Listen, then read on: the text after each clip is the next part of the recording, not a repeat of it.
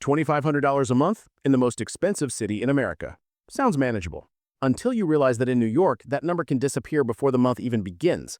Not on luxury, not on travel, not even on comfort, just on the right to exist.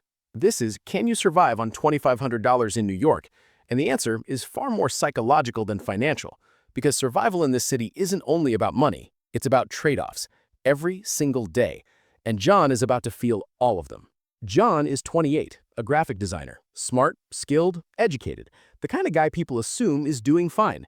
He doesn't chase a flashy life. No designer clothes, no rooftop champagne nights, no Uber everywhere. Just a normal young professional trying to build a future in the city where ambition is practically a currency. His after-tax monthly income? $2,500. At first glance, that number feels respectable. In most American cities, it would cover the basics, maybe even allow small luxuries. But New York doesn't operate on most cities' logic. Here, math behaves differently. The moment John's paycheck lands, the city starts collecting, and it begins with the biggest predator of them all, housing. Because in New York, you don't choose rent, rent chooses you. John doesn't live in Manhattan, not even close. He rents a single bedroom in a shared apartment in Queens. 3 roommates, 1 bathroom, a kitchen the size of a walk-in closet. No dishwasher, no in-unit laundry, just 4 adults silently negotiating fridge space like it's a diplomatic treaty. His rent? $1,200. Pause for a second. That is not a luxury setup. That is the entry ticket. After rent clears, John has exactly $1,300 left to survive the next 30 days. Already, the number feels smaller, but the city isn't done yet, because apartments don't function without electricity, internet, heat, or water. New York winters don't politely knock, they invade. Utilities average about $150 per month when split. Internet adds another $60. Now we're at $210. Remaining money? $1,090. And suddenly, we're not talking about thriving anymore. We're talking about maintaining oxygen. Next comes something most outsiders underestimate: transportation. Owning a car here would be financial self-sabotage, so John relies on the subway. A monthly unlimited Metro card costs $132. It sounds reasonable until you realize it's not optional. Without it, your world shrinks to the size of your neighborhood. After transit, John has $958 left. Still looks okay on paper, until food enters the story. Here's the illusion many people carry. If you cook at home, it's cheap. Not in New York. Groceries cost noticeably more than the national average. Fresh produce, eggs, chicken, basic pantry items, nothing extravagant. John spends about $350 a month just to eat like a normal human being. No steak dinners, no organic obsession, just functional nutrition. Remaining balance, $608. And now, the psychological shift begins. Because this is the moment where John stops asking, what do I want, and starts asking, what can I afford without stress? But modern life has subscriptions hiding everywhere. His phone bill, $70. Health insurance through a marketplace plan, about $220. Non-negotiable. One unexpected medical visit could financially erase him otherwise. Now subtract $290. Remaining money, $318. Let that number sink in. We haven't talked about entertainment, clothes, emergencies, dating, travel, savings. Nothing. Just the cost of staying alive and reachable. $318 for an entire month. And this is where New York reveals its quiet pressure, because the city is constantly inviting you out. Coworkers grabbing drinks, friends meeting for brunch, birthdays, networking events, gallery openings. You can try saying no, but isolation has its own cost. So John allows himself a modest life budget. Maybe 1 dinner out per week. Nothing upscale. Think $18 pasta, plus tax, plus tip. Call it $30 a night. 4 times a month, $120. Now he has $198 left. Laundry isn't free, about $25 monthly. Basic toiletries, shampoo, toothpaste, deodorant, another $30. We're down to $143.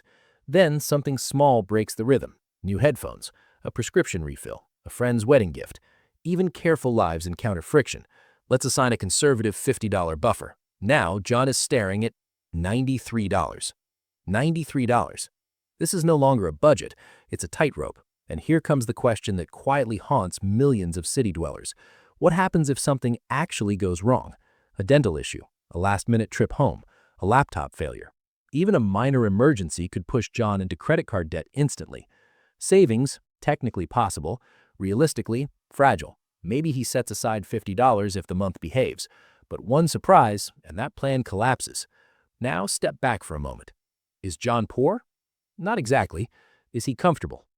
Also, no, he exists in a modern category economists sometimes call the invisible middle, people who earn too much to qualify for assistance, but too little to feel secure. And here's the twist. Move John to a city like Dallas, Phoenix, or even parts of Chicago, and $2,500 stretches dramatically further. He might afford his own studio, build savings, own a car, travel occasionally. Same person, same discipline, completely different emotional life, because geography quietly shapes destiny. But John stays. Why? Opportunity density. New York compresses possibility. Better jobs, creative energy, career collisions that simply don't happen elsewhere. Many people aren't paying for the present, they're investing in proximity to a bigger future. Still, there's a hidden emotional tax few talk about. When most of your income goes towards survival, life becomes optimized, calculated, measured. You hesitate before every yes, you analyze every swipe, you mentally convert dinners into hours worked. And over time, that constant financial awareness rewires how you experience the city. Success starts looking different. Not penthouses, not sports cars, just breathing room. Some nights, John walks past glowing Manhattan high-rises after finishing a freelance project. Windows lit, champagne silhouettes on rooftops, lives that appear untouched by budgeting apps. For a split second, he wonders how wide the income gap really is. Then his phone buzzes. Rent reminder. And the fantasy dissolves. But here's something important. Struggle in a city like New York doesn't always signal failure. Sometimes it signals trajectory. Many high earners once lived exactly like this. Roommates, tight budgets, delayed gratification. The difference? Time and income growth. If John's salary rises to even $4,000 a month, his entire psychological landscape changes. If it hits $6,000, the city stops feeling like an opponent and starts feeling like a playground, which raises a fascinating question. Is survival mode actually the entry price of ambition, or is it a quiet trap people normalize? Because comfort isn't just about numbers, it's about margin, the distance between you and panic. Right now, John's margin is razor thin, but every morning the subway fills with people just like him. Teachers, assistants, designers, nurses, dream carriers, all performing this delicate financial choreography. Not rich, not broke, just balancing. So, can you survive at $2,500 a month in New York? Yes, thousands do. But survival here doesn't look dramatic. It looks disciplined, intentional, sometimes exhausting, and strangely, hopeful. Because beneath the spreadsheets and rent payments lives a powerful belief. I'm here for a reason. Still, the question lingers. When your paycheck mostly purchases stability, are you building a life or renting one? So tell me, is this freedom or just a prettier version of survival?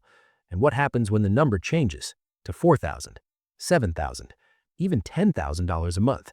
Does New York finally open its golden doors or just raise the price of entry again? That's a story worth exploring next.